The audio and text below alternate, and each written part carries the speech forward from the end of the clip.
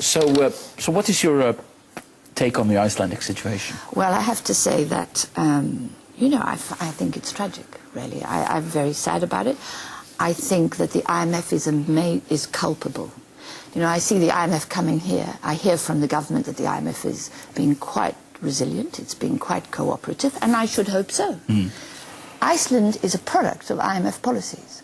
Iceland is a product of the ideology that dominated the IMF from 1970s onwards.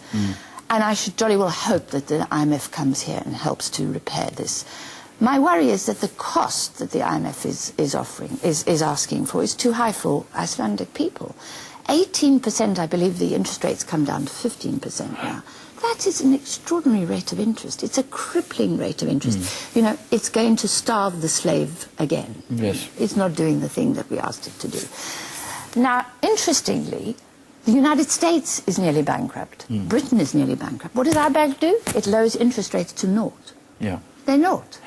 Why? Because they recognize that to revive the body of this economy that is deflating and dying, to pump life into that economy, you have to lower interest rates. Why is Iceland paying 15%? You know, why is it different here? Now there's the issues around the Icelandic currency and so on, and restabilizing the currency, and I'm not trying to pretend that it's not a complex thing to solve. But I think what is happening here is that the banks made the mess.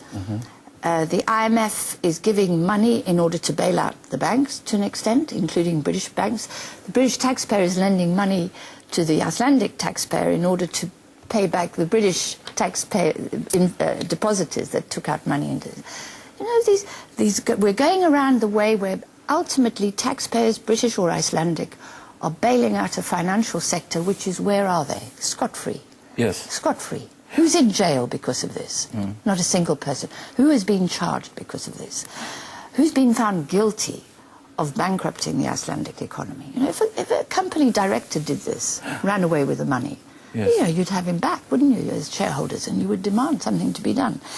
And you know, the ones who are culpable are not just the bankers, because the bankers behaved really stupidly, but it's those that encourage them. And for them, for me, it's the economics profession.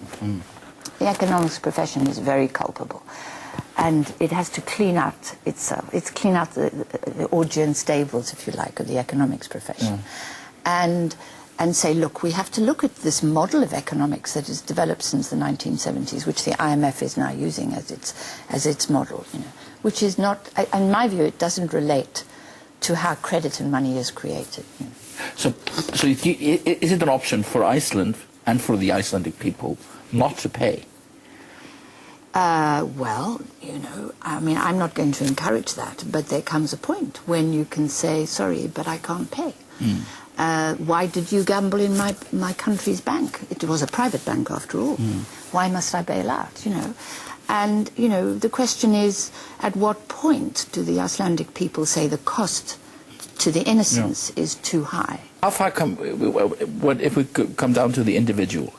How far can we go in forcing the individual to pay back their loans, which are with high interest rates, and they're indexed as well? We have this system of indexation in Iceland. Right, of course. So they can.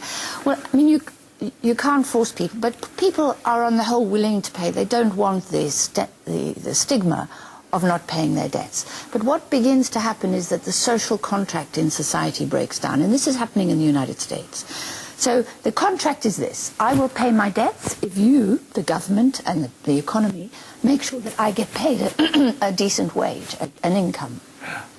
If I don't get that, then I'm not going to pay my debts. So what you have in the United States at the moment is where people can't pay their mortgages. So they've lost their jobs, they can't pay.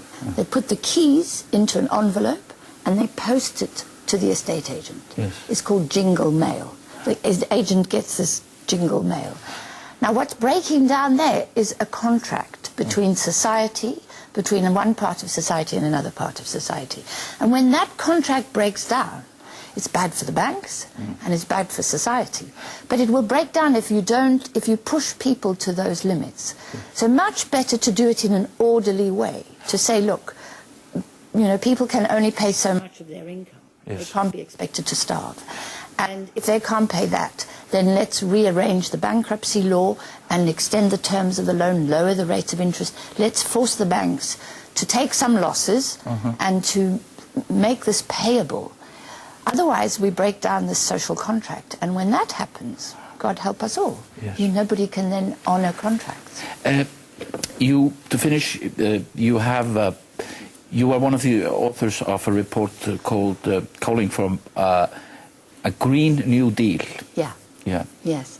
Because we don't face just a financial crisis. We face a triple crisis. It's a financial crisis, but we face an energy crisis. Now, what I find fascinating about Iceland is that you are the most energy sustainable country in the world with geothermal energy. But there's an environmental crisis out there. The Arctic is melting, and all those will have impacts on Iceland, as well as what's happening to biodiversity and so on. And then we face, climate change. So it's environmental and climate change. It's energy, climate change, and financial.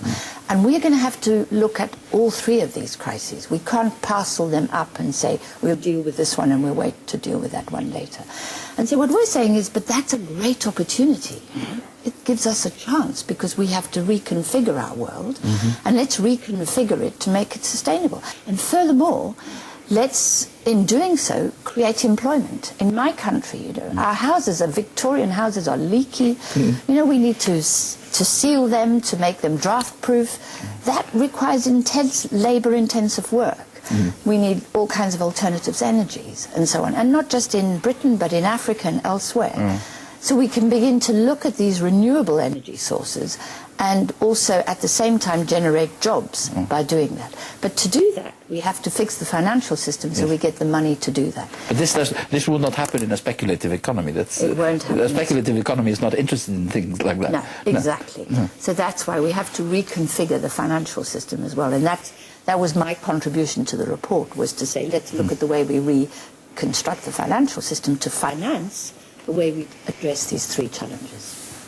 So, Anne Pettifor, thank you very much for being on Silver Ales. It's a pleasure. Thank you.